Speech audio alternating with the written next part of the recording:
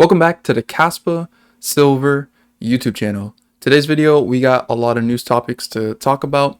And to begin, let's start with this first clip. And if you don't remember in my last news video, I talked about Nick Carter and his relationship to Caspa and that he's actually been following Caspa for a while. And I actually found out a whole lot more information of how deeply connected Nick Carter actually is to Caspa. But first, I want to show you this clip that was circulating around of what he said and why people are kind of comparing it to Caspa.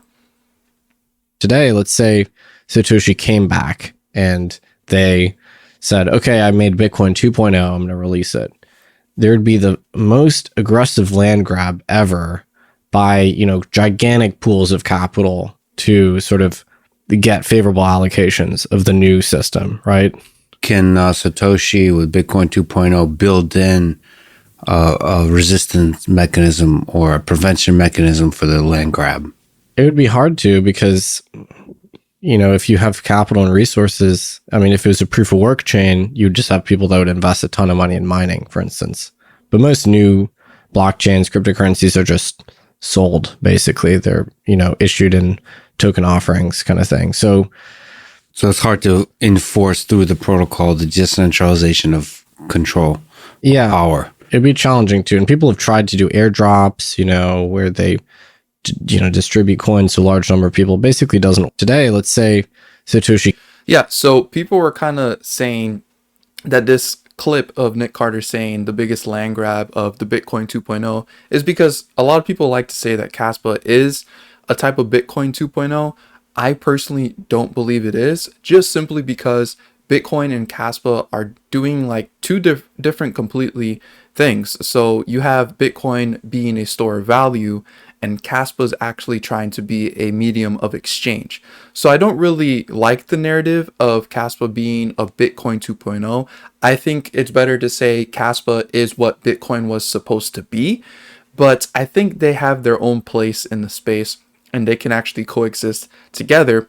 But either way, like he was saying, that there would be a very difficult way to prevent the centralization of Caspa if the Bitcoin 2.0 narrative was true, but that wasn't the narrative that Caspa had in the beginning when it launched. It actually launched just like BTC with CPU mining, and a lot of people didn't really know about it, but there was a good enough of people that in the beginning when mining started, it was actually a lot more than what they expected. But the funny thing is I kept looking further down here, and this user actually found a tweet from Jonathan mentioning Nick Carter, and I didn't even realize that Jonathan here says, yes, it's tricky though. Incentivizing early members is necessary to bootstrap the community. Been playing with Nick Carter's unfair launch model, which inspired the launch model of Caspa. So literally Nick Carter basically has a hand in the launch of Caspa because it gave Jonathan some ideas on how to launch Caspa. Now, mind you that this is referring to back in 2020 when Jonathan had the idea of how he was going to launch Caspa. You could see this tweet came out in 2021, but Caspa didn't main launch until 2021 of December. And this whole article, if you were to read it, you can actually see what Jonathan's first ideas were to how to launch Caspa and how he even openly was saying that it's not really going to be fair at all. And if you keep reading further below, you'll see that he actually wanted to have some kind of contract with Ethereum and a DeFi contract you could see here.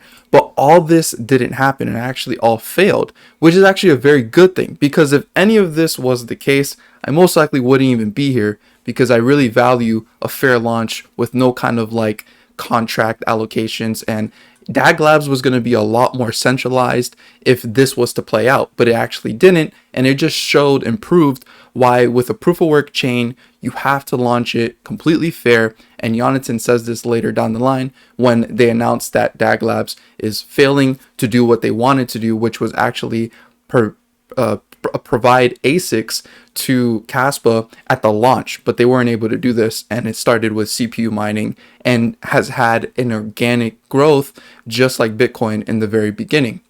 Now it's going to be a lot more easier because since Bitcoin has that 15-year advantage, it's so much easier to understand Caspa and what it's doing, and it's much easier to market that way. And Caspa doesn't even really need a marketing team because there's a lot of crypto enthusiasts like myself who are really interested in the origins of crypto and the fundamentals of Bitcoin and the principles it holds, that it's easier to attract a lot of people to Caspa because there are a lot of OGs in the crypto space.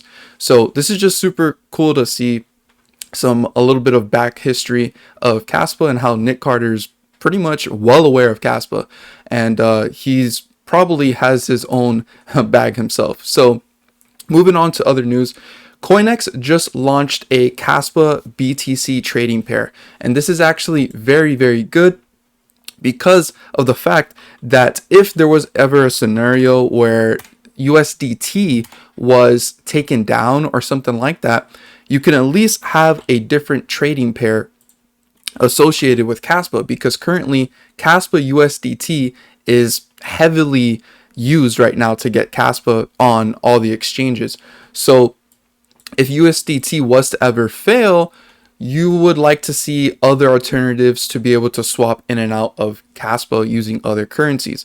Now, there are the other swap methods that I personally use, like Change Now, which is a very nice method to use. You can literally swap over hundreds of different currencies into Caspa and get it directly in your wallet. And I actually have a video showing you guys how you could do that.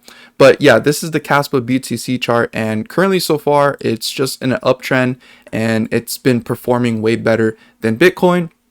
But currently the economic and macro environment right now is looking a little bit bad for the markets. So that's why currently Caspa is going to be suffering, and Bitcoin and all the other cryptocurrencies. Just be ready for some turbulence for sure, because typically over the past many years, September is usually the worst month for markets. So just keep that in mind. Of course, history doesn't always repeat, but sometimes it rhymes. So moving on here, this is a tweet from this user over here, just mentioning to follow the miners. And this is one of the miners here, Tactical Investing. He has like about 80,000 subscribers on YouTube, and he asked, when will you be mining Caspa? In about 2 to 3 weeks. So this is just another person getting into the mining game of Caspa, which just shows that it's increasing its adoption. And just know that with Caspa deflationary monetary policy, more miners, it simply does not mean that there's a lot more selling pressure. It actually incentivizes the miners to stay with the network because the rewards are dropping every single month. And that is completely different from Bitcoin's schedule on how Bitcoin rewards drop every 4 years. Caspa reward drops every month, and then it halves every year. So the inflation for Caspa is a lot faster, but this was just because they wanted to ensure that most of the supply was out to the public before ASIC miners come online. And now ASIC miners are about to come online with about 30% of the supply left. But this isn't taking account for a lot of different things that are going to be happening in the future for Caspa, like multiple blocks per second. And also that since you can solo mine with Caspa, you're going to be able to potentially still make some Caspa with the less powerful miners, even when more miners come online. But of course, the older the miner, the worse and profitable it's going to be. So either way, ASIC mining is just showing that Caspa is being adopted. Bitmain actually just launched all of their ASIC miners, delivered them on time, and they sold out, and they said they're going to be creating a new batch. So moving on here, we got an ambassador event that happened in Nigeria for Caspa. So this is really cool to see that there's actually people in Africa that are going to different places and doing conferences for Caspa in different universities and teaching people about Caspa. This is just really good for adoption to see that people are learning about Caspa in other countries where it would be a lot more useful to them, since in a lot of these countries, many people don't have their own bank account yet or stuff like that, or their currencies are declining very, very rapidly. So Caspa can definitely fix that in different areas of the world. One of the last topics I want to talk about is the addresses just kind of going crazy right now. So recently, MEXC had their wallet address in the top 10, and currently it's been dumping like crazy and has now gone down to a balance of only 2.7 million Caspa. Now I try to do some digging and seeing where this money is going to, and really all I can find is that it's just going to multiples of different wallet addresses. So we really don't know exactly what's going on with MEXC. It could just be that they're trying to consolidate their Caspa to a ton of different addresses so that it's not all in one. Or some people are speculating that it could be that MEXC may be having problems with withdrawals or whatnot, but I'm not going to really sound the alarm about that. But either way, I would never trust exchanges, and it's very important for you to definitely take your coins off MEXC or off any exchange and put them on a hardware wallet. Also, looking at the top addresses here, this number 4 wallet is speculated to be the new top tier 1 exchange. They have been loading Caspa up in this like crazy. You could see over the past few days here, they started with 219 million, then jumped to 223 million, and then on the 21st they jumped to 226 million, and they just keep adding millions of Caspa over time. So I'm speculating that this is probably Bybit exchange, because Bybit did launch futures trading for Caspa on their exchange, but has yet to implement the spot trading listing for Caspa on there. So I'm speculating that this could be Bybit. Some people even said that maybe MEXC has just moved all their Caspa to this new address. That could also be a possibility, but really we won't know, but we should probably know sooner or later. So yeah, I hope you guys enjoyed this video. And if you guys are new around here, please consider getting yourself a Tangent wallet. This is a good way to keep your coins offline and off exchanges, because when you keep your coins on exchanges, they do not belong to you. The exchange has control over your coins. So if you want to withdraw your Caspa or any other coins really from exchanges, consider getting a Tangent wallet. You can use the code Caspa Silver down below and get 10% off. And you could choose between either getting a pack of 2 cards or a pack of 3 cards. I also have videos explaining how this wallet works, and you can find that in my playlist section of my channel. So hope you guys enjoyed this video. Leave a like, subscribe to the channel if you guys are new around here, and as always, don't be average, be different.